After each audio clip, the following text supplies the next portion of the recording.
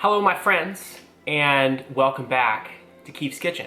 Another year, a brand new me, all right? And as a part of being a new person, even though it's not New Year's, it's been 1 year since I started the show, so I figured I should try something that is very un-Dylan-like.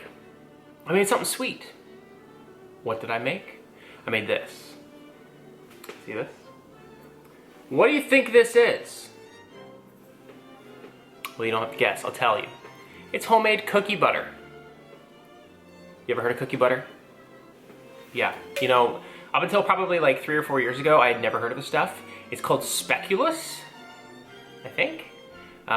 It's Danish, and it's basically these crushed up Biscoff cookies, which I have here. All right, these cookies are amazing. So, how did I get this? How did I get from packet of cookies to this? Well, let's find out. Now, as I mentioned, this particular cookie butter is made with Lotus Biscoff cookies. You could use other stuff, but that's what I chose for this to make it authentic. And now we need about 2 cups worth of crushed cookies, which comes out, according to the internet, to 30 cookies. And there's 32 in a package, so you get 30 for the recipe and 2 for you. Look at that. I put mine into a plastic bag and whacked it a bit with a rolling pin. You could just pop them whole in your food processor, but why? You know, why? Just crush them up, okay? Once they've been moderately crushed, not pulverized, but moderately crushed, we're going to add them into a food processor. Now, as I started pouring these in, this is about when I discovered that I probably had made a mistake, and that I had too much cookies for the food processor. But you know what? We'll soldier on, and we're going to blitz these cookies up with 4 or 5 pulses of the food processor into a fine crumb, and we'll add the rest of those in there, as you can see here, nice and fine. And we'll add the rest of the cookies, and again, at this point I realized that I had made a huge mistake. Too many cookies. But never one to shy away from a challenge, I decided to do it anyway, for you guys, and for me, mostly for me. Blitz those cookies up, again, till they're a nice fine crumb, and we're going to start adding in the rest of our ingredients. So here I have a 1/4 cup of whole milk. Again, use whole milk, don't use none of that 2% stuff, okay? 1/4 cup of whole milk. We'll add in a 1/2 teaspoon, not tablespoon, a 1/2 teaspoon of vanilla extract, 1 tablespoon of packed brown sugar, and 2 tablespoons of coconut oil. You could also use unsalted butter instead of that coconut oil. Add the food processor lid back on and begin to process for about 2 minutes, and you'll see pretty quickly the stuff starts to come together and thicken up.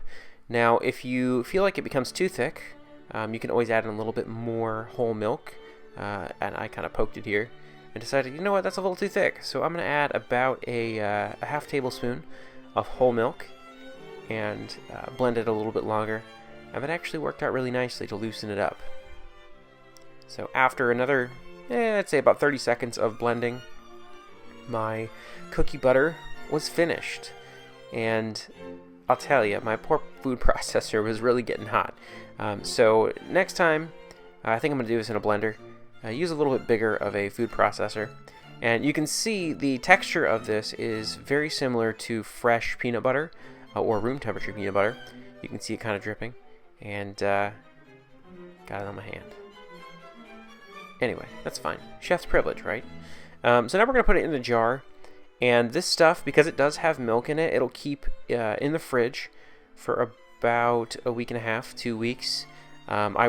I would definitely recommend using it by that time. And to be honest, right, you'll have it eaten by then. Okay, I promise. Anyway, wipe off the lid. Make sure you don't have any cookie butter on there, and cap it in your glass jar. And that's it. Your cookie butter's done. Okay, well, you saw the process. You saw my poor overburdened food processor. Yeah, I realized about halfway through that I probably should have just put it in like a blender instead of my food processor, but I was committed at that point. So here we are, as you've seen.